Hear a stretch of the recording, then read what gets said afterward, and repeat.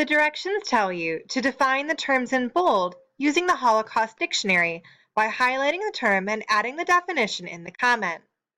So first, let's go ahead and open up this dictionary by clicking on this link and following the path,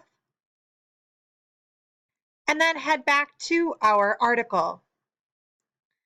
The first term that is in bold font is Nazis. So in order to define this, I need to go to my dictionary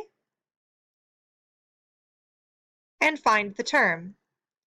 Nazi is a name for the members of the NSDAP, National Socialist Democratic Workers' Party, who believed in the idea of Aryan supremacy. So I can copy that text, highlight the word Nazis, add a comment, and paste in that definition.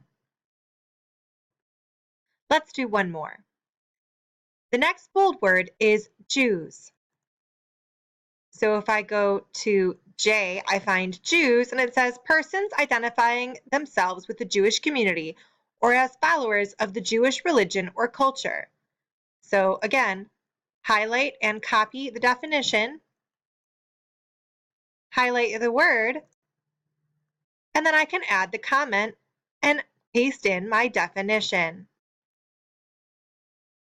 You'll need to do this for all of the bold words in this article.